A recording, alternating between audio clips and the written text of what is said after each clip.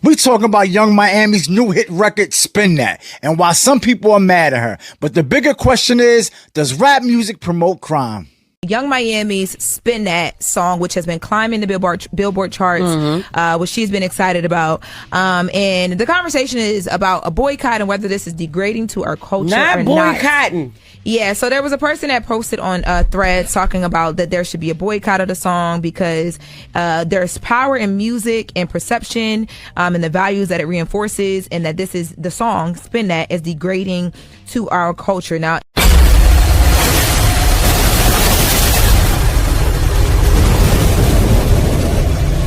Welcome to Rollin' Ratchet. I'm your host that smokes the most. They call me New York Nizzy, and I can't lie. I like this song. And I almost feel bad for liking it because I know this song don't do nothing but promote crime and jail. But if you in the club and this song come on, you gonna find yourself dancing to it.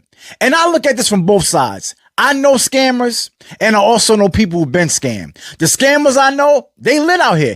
If you catch them in the club, they gonna be in the section with all the bottles, the females, the newest designer, having their way. But to the people I know who got scammed, some of them are still trying to rebuild their life.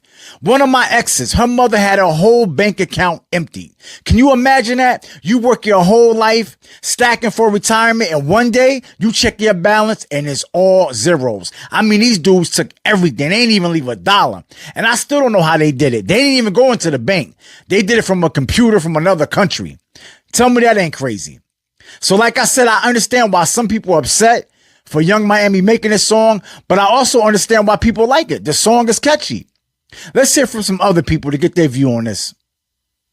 It is being wrongly reported that I think we should boycott this song of the summer. I'm not going to tell you what it is because I refuse to sing that song, but either you know what it is or you don't. And if you don't, you can go find it. It's very easy. But I don't think we should boycott. What I want is to see people understand the power of words and music and to make choices that are healthy for them. That's what I want. Do I think it matters what I want for people? No. I have finally learned that it doesn't matter and that there's no amount of sacrificing my life force energy that is going to make anybody want anything better for themselves. All I can do is emanate what I emanate, stand for what I stand for, and hope that it reaches who it's meant to reach. And that's it. And that's all I'm going to do. And so my comment makes it very clear that I don't think we should boycott. My comment is tantamount to everybody doesn't want the same thing. And there are a lot of people who are saying it's just a song. Well, if that's what you think, enjoy. But what I know is that music has power. But of course, I have used that power to help some people. And I have traveled around this world twice. And I see the impact of what we export out of the Black American experience to the rest of the world. Longer story for another time, but I've seen it, so I know, and I'm telling you what it is, but you enjoy if that's what you want to do. And I will enjoy doing what I want to do. And that's why I don't think anybody needs to boycott. I think people just need to make choices for themselves. That's what I think. This conversation around Young Miami's Spin That and NDRE's take on it. First and foremost, let me tell you this. I accepted a few years ago that there are Black people that I am going to have to leave behind, and so are y'all. Go ahead, accept it. You're going to have to leave a lot of people behind, family members, friends, folks that you're connected to, because they are unfortunately willfully ignorant. That is one of the biggest issues that we deal with within our people, within our culture, is that some people just don't want anything that makes them think a little bit more critically. They don't want wisdom. You know what I mean? They will defend everything that is bad for them, and they will speak against everything that is good for them. And it's sad, but it's true. And once I understand how a person thinks, if you are someone who is willfully ignorant and you think I'm going to spend my time trying to convince you of otherwise, you got to be crazy. I believe people just what the fuck they. Yeah, I completely stop talking, and I want NDRE to do just that. Stop talking. Let these stupid people be stupid.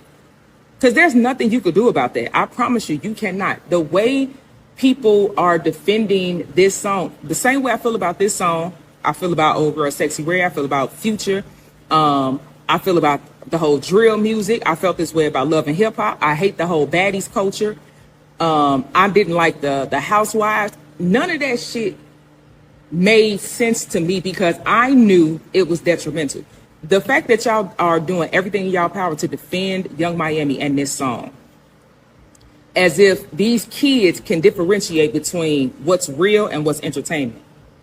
Do you understand how many kids have gotten locked up and already have a record for smash and grabs and shit like that, for scamming, for doing things that that y'all know these white folks will build a motherfucking jail just for that, just to come and get y'all, baby? They will let y'all run that shit up, and they will build a case for 10 years before they come get you. And y'all upset with India Arie for saying that this is something that's detrimental. I.e., what's the difference between Young Miami standing for Diddy, literally writing a character letter for him in court, and the way y'all booed and talked about the girl in Chicago who just did the presentation on why R. Kelly should be free?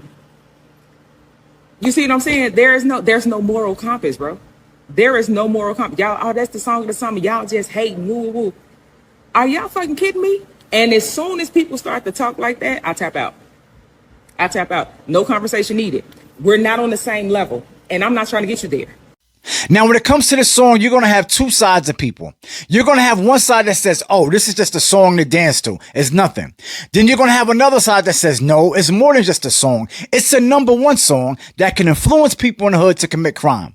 Now, if you're on the side that says it's just a song, I'm going to say you're half right. It is just a song, unless a person listens to it and tries to make it a lifestyle. Now, the woman you see in this picture standing next to Young Miami, that's her mother, Kenya Young. She was out shoplifting back in 2009, and trying to get away from police, she jumped in her vehicle and she ended up hitting somebody and killing him. Now, I don't know who her attorney was, but he must have been a good one, because she only had to do 5 years in prison and 10 years of probation after killing somebody. Now, for those who don't know, the young lady in this picture is JT. This is Young Miami's best friend and half of the group City Girls. Now, JT had to serve a 24-month sentence back in 2018 for credit card fraud and aggravated identity theft. My reason for bringing this up is, like I said, it's one thing when it's just a song, but when you try to turn that song into a lifestyle, there's consequences, and I think people need to know about that. Now, the City Girls have a documentary coming out. I'm going to play this clip. And in this clip, JT explains why she did what she did. This is Miami. Growing up in the hood, growing up over here, it was everything like fights, fun, playing a hurricane. The lights will go out. Like, you know, like when a hurricane come and the lights go out, everybody be outside with their flashlights. Just happy as fuck, it ain't no power. Running around, acting dumb, bamming on toes, running. That's what we do. The hardest thing I had to deal with in my life is what I'm dealing with right now. Cause I got an open federal case. I gotta go to jail. Why I'm going to jail? If I tell y'all one more time why I'm going to jail, I did fucking fraud. That's why I'm going to jail. Don't ask me no more. Y'all probably trying to screen record me. Man, the chances where we from is so motherfucking slim. It's like, what could you do? The crazy part about it is I always had a job. I was working at this aquarium, Whole Foods, Burger King. Bitch, I had a job. I had always had a job. Every 2 weeks, $500, $600. Like, what am I gonna do with that? Like, they need to pay people more. And it was like, the rush with scamming was, you gonna get all that stuff that you wanted. In a bad way, but you was gonna get it. Who the fuck want to talk to somebody that don't got no money? You get what I'm saying? Like, what I'm talking to you for, you can't do nothing for me. You check. I'm in the jail plenty of times, but I never had to really stay. I know I gotta go. I gotta wear my punishment. I should have never did it. Well, I don't really think I should have never did it. I don't know what I think. Cause who wanna be broke? Let me end this video with this. We all know when it comes to fraud that white people commit more fraud than anybody, yet the judicial system don't treat them the same. How many times have we seen white boys embezzle millions of dollars and do less than 3 years in jail, come home and pay a fine? Yet you'll see a black woman get caught stealing a couple $100 worth of clothes and the judge want to give her 5 years. Now, I understand in life, sometimes you got to do what you got to do to feed yourself and your kids, but that's nothing to be bragging about and putting in a song. And just know, God forbid, if you have to stand in front of a judge, they're not going to give a damn about your circumstances or background. With that being said, I want to thank you for watching this video. Be sure to like, subscribe, comment, and share. I'm your host that smokes the most. They call me New York Nizzy, and we rollin' ratchet.